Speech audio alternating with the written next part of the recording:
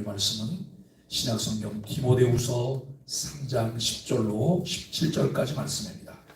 나의 교훈과 행실과 의향과 믿음과 오래 참음과 사랑과 인내와 박해를 받음과 고난과 또한 안디옥과 이고니온과 루스드라에서 당한 일과 어떠한 박해를 받은 것을 내가 과연 보고 알았거니와 주께서 이 모든 것 가운데서 나를 건지셨느니라.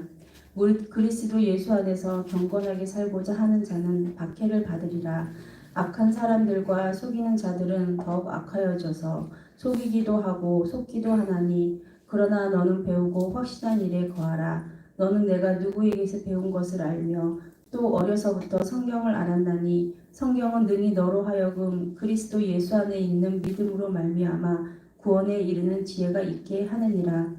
모든 성경은 하나님의 감동으로 된 것으로 교훈과 책망과 바르게 함과 의로 교육하기에 유익하니, 이는 하나님의 사람으로 온전하게 하며 모든 선한 일을 행할 능력을 갖추게 하려 함이라.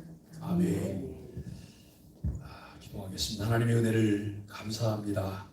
하나님께서 지나감도 우리를 편안한 쉼을 얻게 하시고, 오늘 또 이렇게 이른 아침에 주님의 은전에 나오게 하시며 하나님의 이름을 찬양하게 하시고 주의 말씀을 사모하게 하시니 진심으로 감사합니다.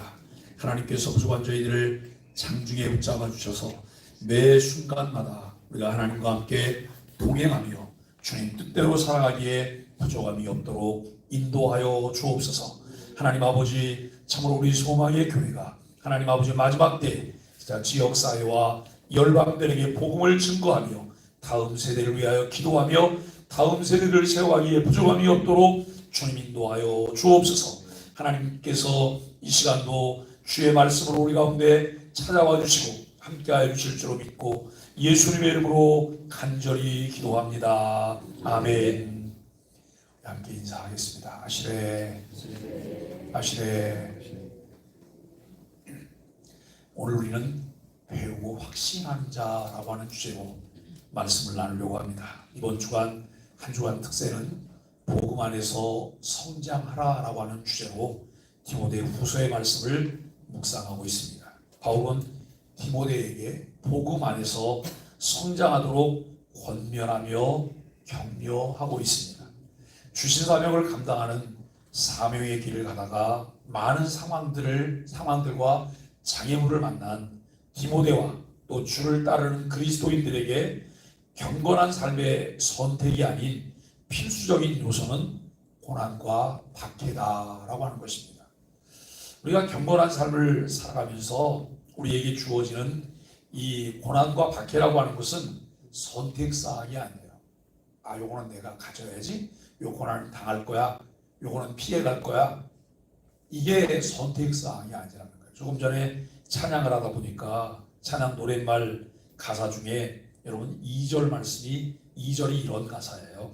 구속의 은혜를 저버리고 어긋난 딴 길로 가다가도, 구속의 은혜를 저버리고 어긋난 딴 길로 가다가도, 그 다음에 뭐예요? 예수의 사랑만 생각하면 곧 다시 예수께 돌아오리. 이건 굉장히 의미심장한 노랫말이거든요. 우리가 신앙생활 하다가 넘어질 수도 있어요. 주님을 떠날 수도 있어요. 교회 밖으로 나갈 수도 있어요. 그런데 구원받은 하나님의 사람들이라면 내가 교회를 떠나고 주님을 떠났지만 예수 그리스도를 신실하게 믿고 고백할 때 내 안에 내주에 계신 성령님은 결코 떠나지 않고 내 안에 계속 내주에 계신다는 거예요. 여러분 그 사실을 믿으세요? 내가 교회 떠나면 성령님도 나 떠나요? 아니에요. 내 안에 계신 성령님은 끊임없이 나에게 생각나게 하세요. 가르쳐 주세요. 진리 가운데로 인도해 주세요. 그 인도하심 때문에 선택받은 자는 결국 어디로 오게 되는 거예요? 돌아오게 되는 거예요. 돌아오게 돼요. 몇 년이 지나고 난 다음에 돌아와요. 그러면 몇 년이라는 세월은 우리가 보상받을 수가 없어요. 왜요? 내가 선택한 것이기 때문에. 내가 선택해서 그 길로 나갔기 때문에 여러분 보상받을 수가 없어요. 그 교회를 떠났고 예수 그리스도를 떠난 사람들은 핑계거리가 많아요. 이유가 많아요. 우리가 여러분 공동묘지에 가서 무덤에게 물어보세요. 그러면 무덤에게는 뭐가 없는 무덤이 없다고요? 핑계 없는 무덤이 없다는 거예요. 합리화시키고 구실을 만들고 그 다음에 자기가 선택하는 것이 더 합리적이고 여러분 괜찮다고 하는 것을 증명하려고 주변에 사람들을 만들어서 여러분 동조자를 세워가요. 이런 일들을 끊임없이 계속하고 있다고 하는 거예요. 그러나 신앙생활하다가 고난과 장애물들, 이것은 선택사항이 아니라는 거예요. 필수적인 사항이라고 하는 거예요. 마귀는 우리의 시험 믿음을 떨어뜨리려고 넘어지게 하기 위해서 고난으로 시험을 해요.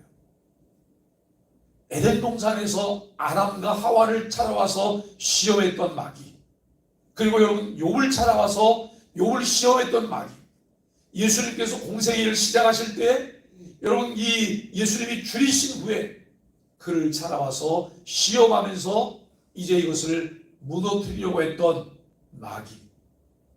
여러분 이런 일들을 우리가 바라봅니다. 결국 믿음을 떨어뜨리기 위해서, 믿음의 길을 가지 못하게 하기 위해서, 그리고 여러분 결국 하나님의 나라를 망가뜨리기 위해서 그런 시험들을 하고 있다는 거예요. 믿음의 길을 방해하기 위해 박해라고 하는 장애물을 놓습니다. 하지만 경건한 그리스도인은 두려워하지 않아요. 우리가 첫날 말씀을 나눴던 말씀을 보면 하나님이 주신 것은 두려워하는 마음이 아니라는 거예요. 우리에게 주신 마음은 뭐냐면 능력과 사랑과 절제하는 마음이라는 거예요. 오늘 우리가 신앙의 길을 걸어가면서 내 신앙의 길의 베이스는 뭘까? 여러분 바탕에 깔려있는 것이 뭘까라고 하는 거예요.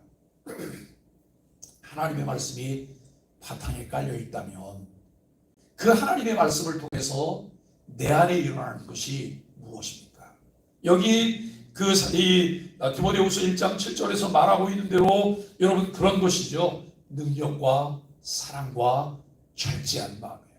왜요? 내 안에 계신 성령께서 우리에게 그 은혜를 주시기 때문에. 그리스도인은 내 마음 가운데 사모하는 마음만 있고 갈망하는 마음이 있으면 끊임없이 하나님께서 우리에게 그 은혜를 공급해 주세요. 그 길을 가게 하세요. 그런데 우리는 마음에 하나님 두기를 싫어해요. 여러분 시편 14편 1절 말씀에 보면 어리석은 자는 하나님이 없다고 말을 해요. 로마서 1장에 보면 마음에 하나님 두기를 싫어한다 그래요. 왜요? 진리가 나를 찌르니까요. 진리가 정도를 말하고 내가 걸어온 것과 다른 것을 말하기 때문에 나는 그것을 선택하려고 하지 않아요.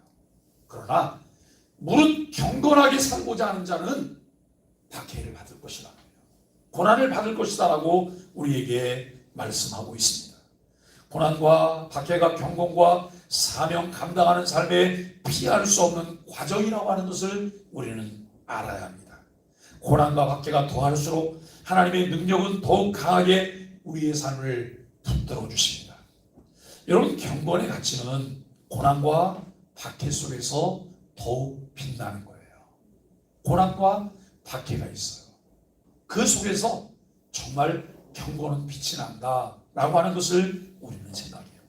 거짓 가르침을 따르며 자기에게 충만하여서 쾌락을 추구하는 종말의 때에 디모데가 나아가야 될 곳은 어딜까라고 하는 거예요. 오늘 우리가 여러분 읽고 있는 이 말씀을 나누고 있는 이 3장 말씀 앞부분에 보면 마지막 때의 가르침으로 3장 1절부터 이렇게 말을 해요. 너는 이것을 알라.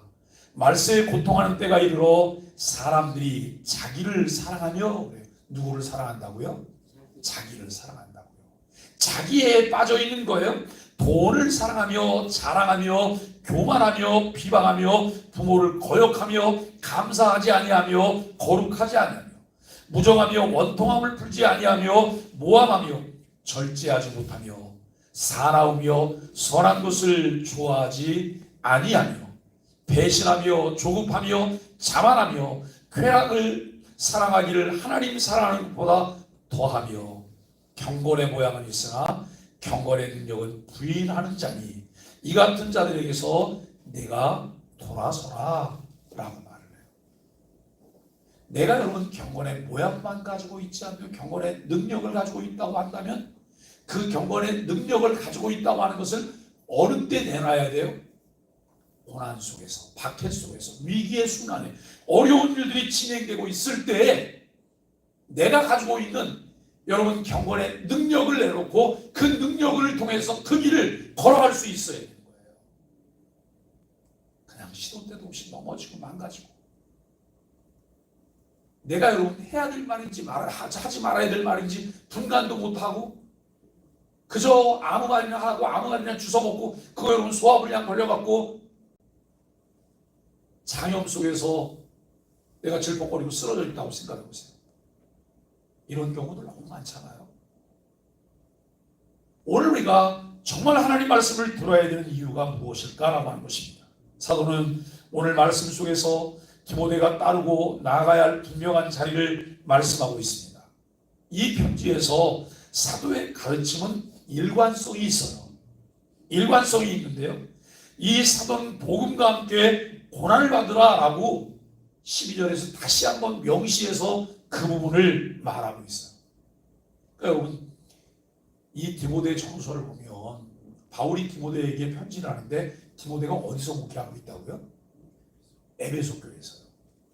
에베소 교회에서 목회를 하고 있는데 박해가 많아요. 계속 공격이 많아요.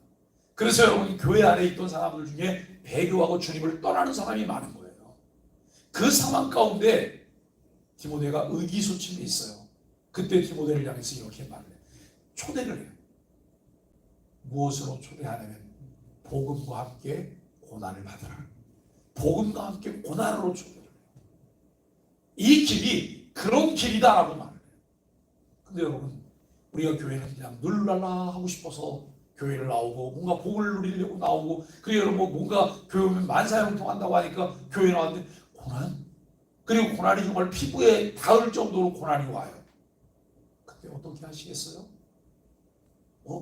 이거 아니잖아.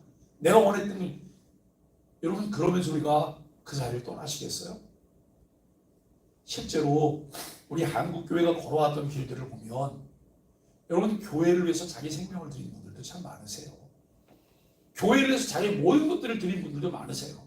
이분들이 뭔가 자랑하려고 아니요. 주님 사랑하기 때문에. 주님 사랑하기 때문에. 그런데 그런 시대를 또 좀 지나서 약삭 빠른 그런 시대가 있어요. 교회가 어떤 일을 진행해. 교회가 교회를 지으려고 해요. 그랬더니 어떤 교인이 목사님을 찾아왔대요. 인사를 목사님 저는 교회를 떠나야 될 것 같아요. 그래서 왜요? 무슨 일 있어요? 그랬더니 네 교회 다 짓고 난 다음에 올게요. 하는 것도 대단하고요. 그리고 다 짓고 난 다음에 오겠다는 말도 대단한 거예요. 오늘 우리는 신앙생활하면서 어떨까라고 하는 거예요.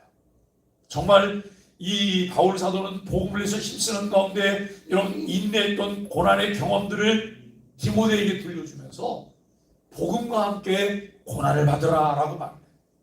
사도는 복음을 전하기 위해서 가는 곳곳마다 고난을 당했어요. 특별히 안디옥, 이고니온, 루스드라에서 겪은 고난을 언급하고 있어요. 여러분 성경에 보면 안디옥이 두 군데가 나와요. 비시디아 안디옥과 수리아 안디옥. 그런데 여기서 나오는 안디옥은 비시디아 안디옥이에요. 이 비시디아 안디옥이나 이고니온이나 루스드라는 정말 바울이 복음 전도와 선교하면서 이런 고난을 받았던 상징적인 그런 지역이기도 하다라고 하는 것이죠. 이 고난은 디모데도 전장에서 목격하고 익히 잘 알고 있어요. 그래서 지난 주일까지 주일날 에베소서 말씀을 나눴잖아요. 이번 주일부터는 말씀을 어디를 나눈다고요? 마가복음이요. 마가가 누군지 아세요? 마가 잘 아세요? 사도행전 13장에서 처음 그리스도인이라 일컬음을 받았던 교회가 있어요. 그 교회가 무슨 교회예요? 안디옥 교회. 그런데 이 안디옥 교회는 비시디아 안디옥에 있는 교회가 아니라 수리 안디옥에 있는 교회예요. 수리 안디옥 교회에서 그리스도인이라는 일컬음을 받고 지역사회에서도 칭송을 받게 된 거예요. 그리고 교회가 은혜롭게 성장해요. 그런데 성령께서 교회에 말씀하세요. 선교하라는 거예요. 교회가 세워진 것은 너희들끼리 룰루랄라 하고 호호하도록 세워진 것이 아니라 땅끝까지 복음 증거하기 위해서 세워진 것이니 선교하라는 거예요. 선교사를 내보내라는 거예요. 그런데 이들이 정말 하나님 앞에 그 말씀을 따라 간절한 마음으로 금식하며 기도해요. 그런데 하나님이 선교사를 2명을 지명하세요. 그들이 누구예요? 그 교회의 지도자인 바울과 바나바예요. 그 교회는 그들을 구심적으로 세워진 교회예요. 그런데 그들로 하여금 선교를 가라는 거예요. 교회가 순종하고 2사람을 선교사로 내보내요. 내보낼 때 그들과 동행했던 사람이 있어요. 그가 누구냐면 마가라고 하는 사람이에요. 마가. 근데 여러분, 마가가 선교에 함께 가다가 도중에 하차를 해요. 더 이상 못 가겠다는 거예요. 난 돌아가겠다고. 근데 여러분, 바나바는 그 돌아간다고 하는 마가를 이해해요. 왜 이해하는지 아세요? 이유는 2가지예요. 바나바는 마가의 삼촌이에요. 이게 첫 번째 이유고, 2번째, 바나바는 아주 온유한 사람이에요. 훨씬 더 이해할 수 있는 이해폭을 넓게 가지고 있는 사람이에요. 그런데 바울은 고지식하기도 하고 열정도 있고, 그러다 보니까 마가가 도중 하차한 것에 대해 이해하지 못해요. 받아들이지 않아요. 그리고 선교여행을 다 마치고 돌아왔어요. 2차 선교여행을 가려고 해요. 근데 그때 바울과 바나바가 싸워요. 왜 싸우는지 아세요? 바나바는 이번에도 또 마가를 데리고 가자는 거예요. 그런데 바울은 이 마가는 부적격자다. 데려갈 수 없다. 근데 여러분, 마가 왜 그 당시 거기서 선교를 하다가 도중에 하차를 했을까요? 왜 실증이 났을까요? 박해를 받았을까요? 왜 그랬을까요? 설은 이런 설이에요. 이 마가가 선교를 하다가 말라리아에 걸린 거예요. 모기에 물려서 말라리아에 걸렸는데 그걸 견뎌내지 못하고 돌아갈 만하잖아요. 그거 이해 못하세요? 다 이해할 만하잖아요. 그런데 바울은 하나님의 일에 현저하게 지장을 줬기 때문에 마가를 또 데려갈 수가 없다는 거예요. 병약한 자를 또 데려갈 수는 없다는 거예요. 그래서 바울과 바나바가 갈라서 여러분, 이 바울은 신라를 데리고 이제 선교여행을 가고, 바나바는 마가를 데리고 선교여행을 가요. 우리가 여러분 보면, 이 사람들은 왜 선교사끼리 이렇게 사도들이 싸워가지고 그렇게 갈라섰을까? 우리는 이런 것들을 통해서 뭘 보게 되냐면, 하나님은요, 자연스럽게 번식하는 방법도 선택하지만 사람들이 그것을 선택하지 않을 때는 하나님은 강제 명령권을 발동해서 강제권을 통해 사람들이 따로따로 뭘 하게 해요. 이 일도 있다고 하는 것을 보셔야 돼요. 우리가 사도행전 1장 8절에 보면, 오직 성령이 너희에게 임하시면 너희가 권능을 받고 예루살렘과 사마리아와 땅끝, 온 유대와 사마리아와 땅끝까지 이르러 복음을 전하라고 말하잖아요. 그런데 예루살렘 교회가 너무 재밌는데요? 말씀도 재밌고 기적도 일어나고 그리고 떡도 떼는 것도 재밌고 점점 사람도 많아지는데, 여러분, 왜 어딜 가겠어요? 그런데 하나님께서 명령하셨던 그 명령들에 관심을 갖지 않을 때 하나님은 이들이 흩어질 수밖에 없는 상황을 만들어내세요. 그것이 무엇일까요? 스데반이 순교당하는 거예요. 스데반이 돌멩이에 맞아 죽어요. 그때 여러분, 스데반 돌멩이에 맞아 죽는 것, 이게 당연하다고 가변 투표를 던진 사람이 누구예요? 바울이에요. 바울. 예수를 믿기 전에 바울. 이래서 여러분, 결국 그 예루살렘에서 환란이 일어나니까 사람들이 뜨거워하고 다 무서워서 다 도망갔어요. 다 흩어졌어요. 그게 그렇게 생긴 교회가 안디옥 교회인 거예요. 그런데 계속 선교하는 일들을 할 때도 하나님은 그 방법을 또 선택하셨어요. 그러니까 우리가 깨닫고 우리 스스로 알아서 그 길을 걸어가면 안 겪어도 되는 일을 여러분 안 겪어도 되는 거예요. 그런데 그렇지 않고 그저 우리 생각대로 가면 하나님은 여러 방법을 통해서 일들을 진행하세요. 근데 그것을 볼 때 우리는 수용하기 어려울 때도 많아요. 과연 바울과 바나바가 싸워야 될 거냐? 그리고 그들이 흩어져서 선교하는 게 그게 더 전략적이었냐? 그런데 2000년 지나놓고 지금 보면 그것이 훨씬 더 전략적이었다라고 하는 이런 판단들을 하게 된다는 것이죠.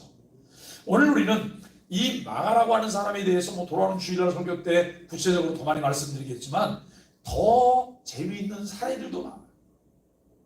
복음서를 읽다 보면 예수님께서 이제 붙잡혀 가시고 고난 받으실 때 속옷도 입지 않고 혼이불을 덮고 여러분 지켜보다가 위기 상황을 만나니까 이 혼이불을 던져버리고 나체로 도망간 사람이 있어요. 그 사람이 누구예요? 그 사람이 마가예요. 이런 마가가 어떻게 마가복음을 기록했을까? 우리가 돌아오는 주일부터 또 흥미진진한 복음서 이야기를 또 나누게 될 거예요. 여러분 우리는 이렇게 이제 이 사도 바울이 어려움을 당하면서 복음 전도자가 가야 될 고난의 길을 자기 삶을 통해 말할 뿐만 아니라 디모데가 이미 걸어온 이제 배움의 길 속에서 확인하고 있음을 알게 되어줍니다. 디모데의 배움은 사도의 고난을 통해 얻은 확신보다 더 강력하게 그가 나아가야 할 길을 가르치고 있다는 거예요. 성경 안에 답이 있다고 해요.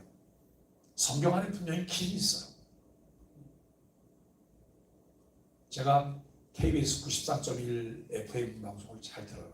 낮 11시간, 이제 아침에 9시, 10시가 되면 가정음악이 끝나고 나서 10시가 되면 또 다른 프로그램으로 이제 바뀌어요. 그런데 그 진행자가 진행 시작하면서 꼭 이렇게 말해요. 11시엔 딴 데 가지 마세요. 이러면서 여러분 진행을 해요. 11시엔 딴 데 가지 말고 뭐 하자고요? 자기 방송 듣자는 거예요.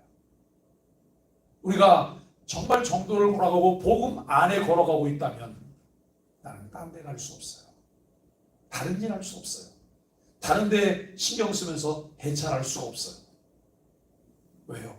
성경 안에 길이 있기 때문에요. 성경 안에 답이 있기 때문에 그 길을 걸어가는 거예요. 디모데가 걸어온 배움의 길은 어떤 길일까요? 사도는 어려서부터 이 디모데가 성경을 알았음을 그에게 확인시켜주고 있어요. 성경은 능히 너로 하여금 구원에 이르는 지혜가 있게 하느니라 라고 말해요. 이것을 디모데는 어려서부터 배웠다는 거예요. 어려서 배웠던 것을 상기시켜주고 기억나게 하고 그 정도를 돌아가도록 하는 이 부분을 우리는 보게 돼요. 그러면서 바울은 결국 디모데에게 또 뭘 말하냐면 복음과 함께 고난을 받으라는 거예요. 우리가 그 일을 위해서 부름받았고 그것보다 더 가치 있는 일이 없기 때문에 복음과 함께 고난을 받으라라고 말씀하고 있습니다. 디모데가 어려서부터 여러분 외조모와 어머니에게 성경을 배웠다 그래요. 외조모가 누구였어요? 외조모 로이스, 어머니 유니게, 아버지는 헬라 사람. 여러분 이렇게 이제 복음을 듣고 배웠어요. 그들에게 배워온 진리의 말씀도 복음과 함께 고난받는 것을 가르치고 있음을 바울은 상기시키고 있다는 거예요. 여러분 교회가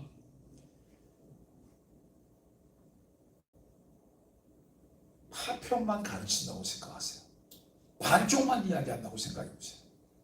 사명과 고난과 헌신이 있는데 이거는 말하지 않고 여기 달콤함과 즐거움만 여러분 이야기해요.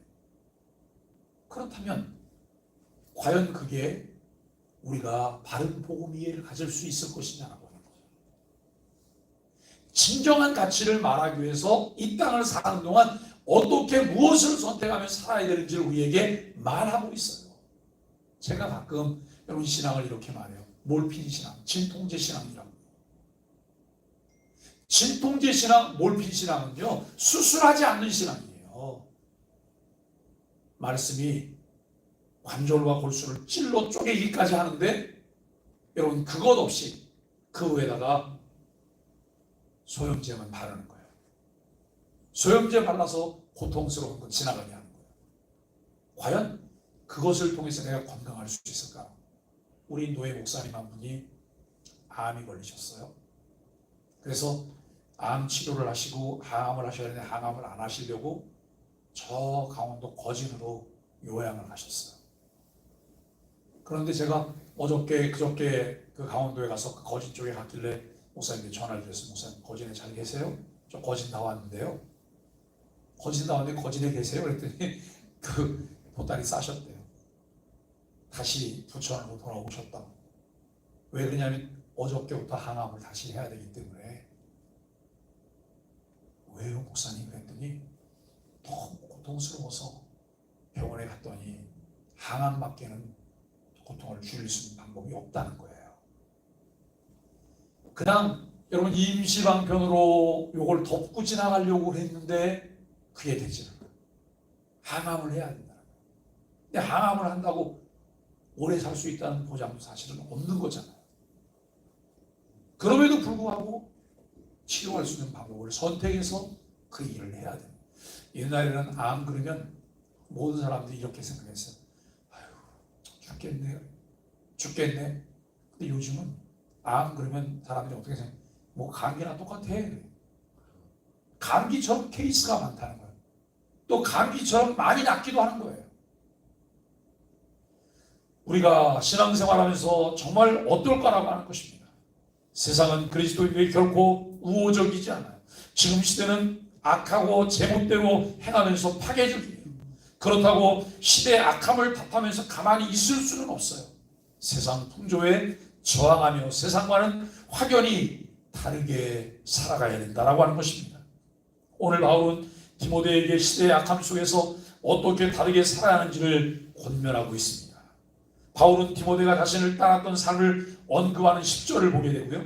또 디모데는 바울의 교훈과 행동과 의향과 믿음과 오래 참음과 사랑과 인내를 충실하게 따랐던 제자라고 하는 거예요. 이것은 디모데가 그리스도의 사도인 바울의 가르침과 생활 방식과 목표까지도 따랐다고 하는 것을 말하고 있습니다. 악한 사람들이 자기 하고 싶은 대로 하고 산다고 해도 여러분 이제 세상 풍조에 휩쓸리지 말아야 돼요.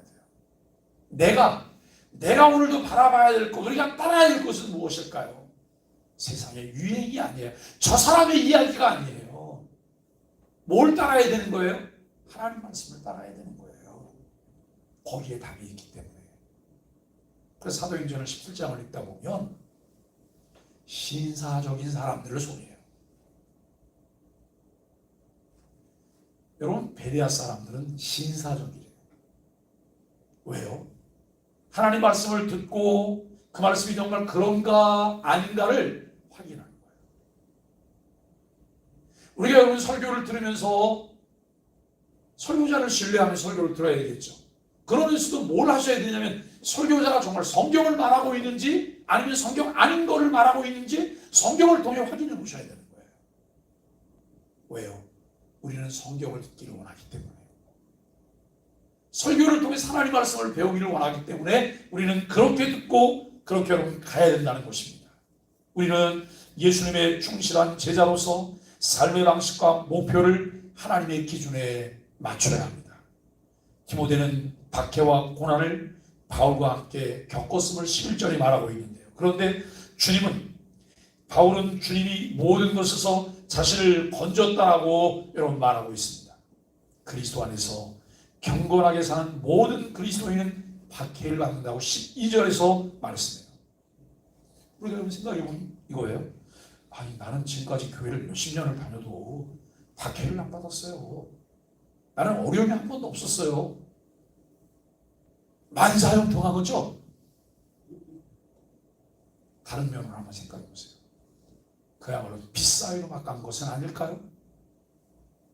어려운 일을 당할 만한 좀 고난을 당할 만한 일에는 나는 늘 빠져서 거기를 요리조리 피해 다니면서 공동체와 함께하지 않은 것은 아닐까요? 우리가 고민해 봐야 되는 거예요. 사실 내가 감당하기에는 버거운 일들을 만났을 때 우리가 뭘 해야 돼요? 도망가셔야죠. 36개보다 훨씬 좋은 게 어디 있어요? 도망가셔야죠. 그때 우리에게 필요한 게 뭐냐면 기도하는 거예요. 하나님, 감당하게 해주세요. 감당하게 해주세요. 내게 능력 주시는 자 안에서 모든 것을 할 수 있다고 하니 하나님 내게 능력을 주세요. 내 능력밖에 것은 할 수가 없어요. 주님이 주시는 은혜와 힘으로 그 일을 감당할게요. 이렇게 우리가 하나님 앞에 기도하며 나가야 될 것입니다.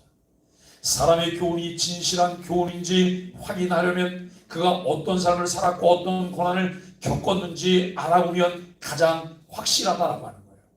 진짜와 가짜는 여기서 드러나게 되는 것이죠. 적대적인 세상 가운데서 우리는 고난을 감수하고 견뎌야 됩니다. 그래야 복음이 진리임을 드러낼 수 있어요. 바울은 이제 디모데가 앞으로 어떻게 살아야 하는지를 말하고 있어요.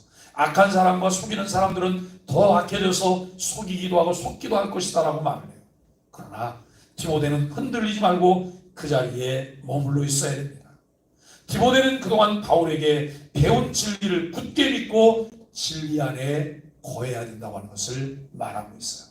그러나 너는 배우고 확신한 일에 거하라. 그리고 그러나 너는 배우고 확신한 일에 거하라라고 말하고 있습니다. 고난 중에도 복음을 위해 온몸으로 견디며 삶으로 입증한 바울을 본받아 디모데는 계속 진리를 붙들어야 했습니다.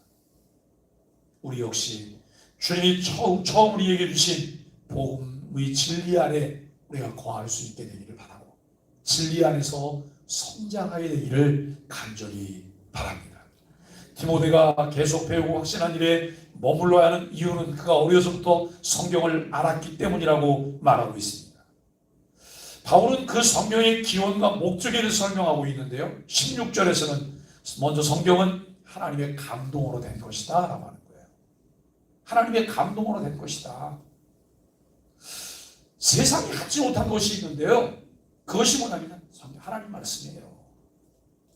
세상은 전할 수 없는 것이 하나님의 말씀이에요. 교회는 세상을 향해서 하나님 말씀을 가지고 승부를 보셔야 돼요.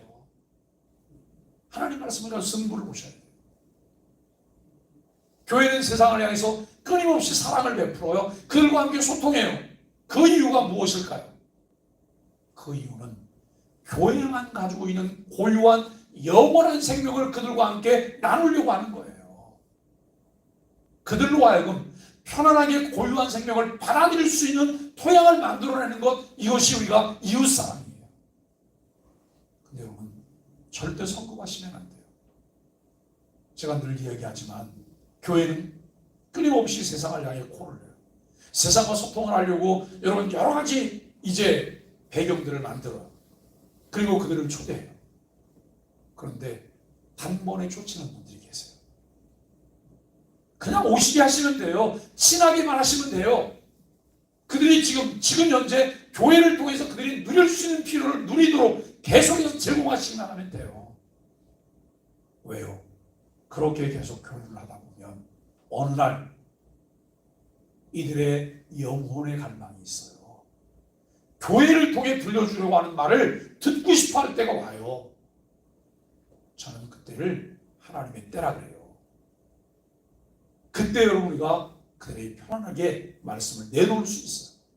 그런데 안 먹으려고 하는데 억지로 입을 틀어서 열어가면서 거기다가 여러분 들어붙는 거예요. 다 들어봤다고 생각하는데 다 토해요. 그리고는 다시 안 나타나요. 기회가 없잖아요.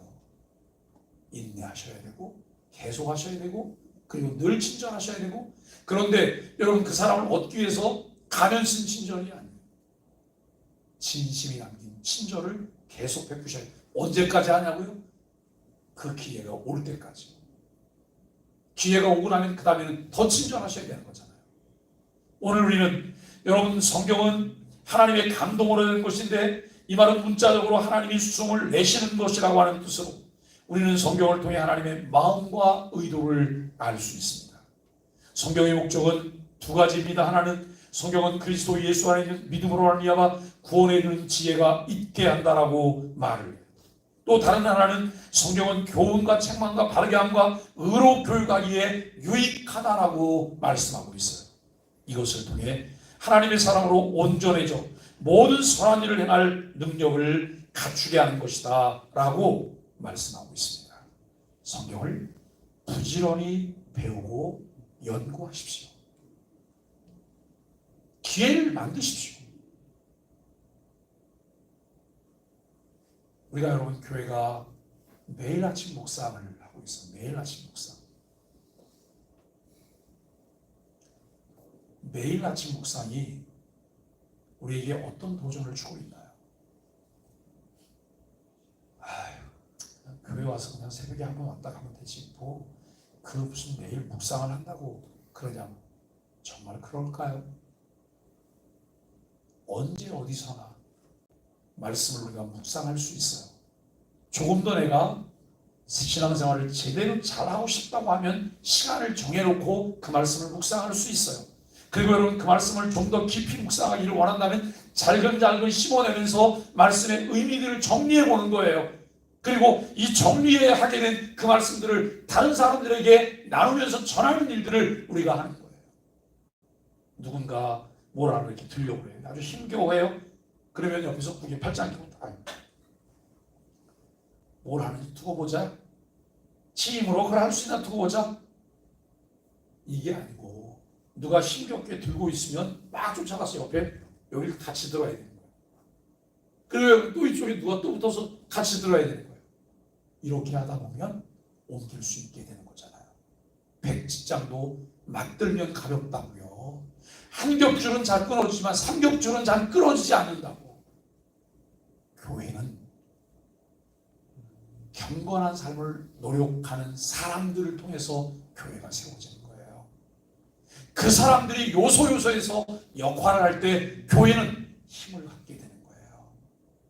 사랑하는 여러분, 오늘 우리는 세상을 살아가면서 정말 우리에게 필요한 것이 무엇일까요? 점진적 성화요. 세상은 이미 다른 가치관을 가지고 자기 욕심을 채우기 위해서 달려가고 있습니다. 이 세상에 동화되지 않고 세상의 변화를 위해 기도하며 그 변화를 위해서 헌신해야 될 이유가 우리 안에 있는지를 살펴보셔야 돼요. 교회와 함께 우리가 복음 안에서 성장하려고 하는 마음이 내게 있는가라고 하는 거예요. 이 복음과 함께 고난받을 마음이 우리에게 있는가라고 하는 거예요. 그들이 교회 안에 일꾼이어야 되잖아요. 그들이 교회 안에 일꾼이잖아요. 결국 교회는 그들과 함께 세워지는 거예요. 오늘 우리가 왜 배우고 확신한 가운데 있어야 할까요? 하나님의 말씀이 진리이기 때문이에요. 첫째는 성경은 하나님의 감동으로 된 말씀인 것을 알게 돼요. 둘째는 성경은 우리에게 유익해요. 유익하다고 하는 것은 여러분 헬라어 단어는 이 오펠리모스입니다. 이 말의 의미는 유익하다, 필요하다. 성경은 교훈을 위해, 책망을 위해, 바르게함을 위해, 의로 교훈하기 위해 우리에게 필요해요. 왜 성경을 배우고 확신해야 할까요? 두 가지예요. 첫째는 성경은 나를 온전한 자가 되게 하세요. 두 번째, 하나님이 기뻐하시는 선한 일을 행하는 자가 되게 하세요. 우리가 이제 이번에도 3월 마지막 주일이 부활주일이에요. 부활주일이 되면 그 부활주일을 준비하면서 우리가 또 뭘 하게 돼요?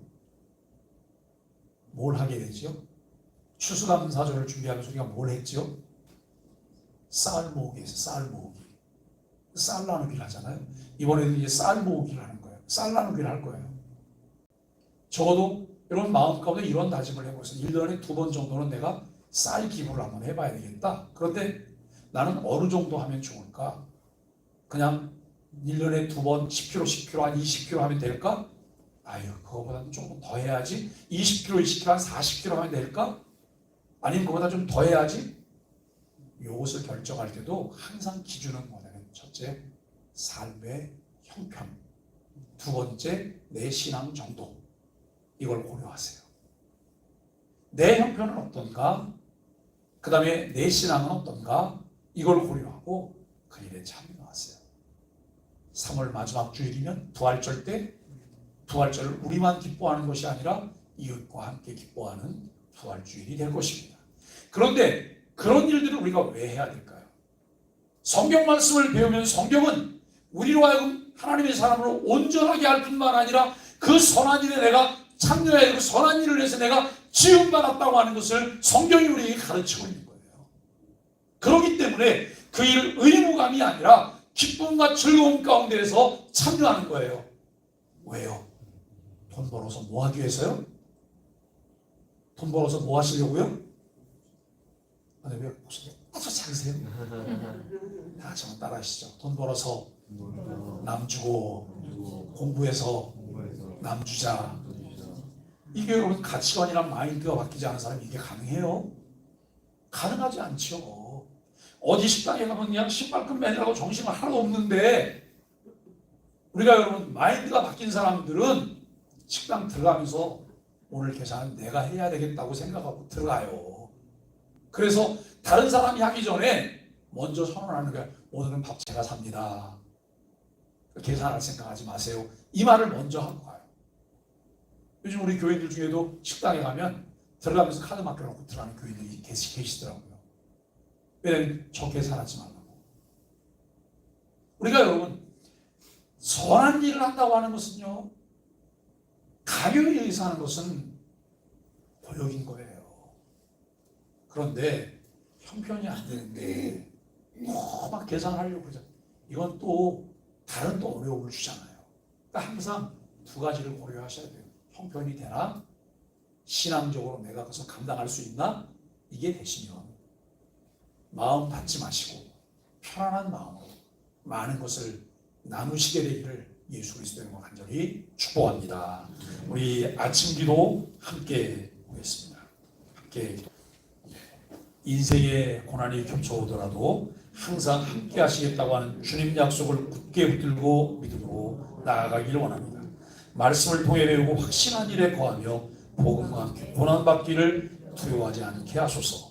악한 세상을 하나님의 선한 사람으로 온전히 살게 하여 주옵소서. 예수님의 이름으로 간절히 기도합니다. 아멘. 546장 찬송 함께 찬송하겠습니다.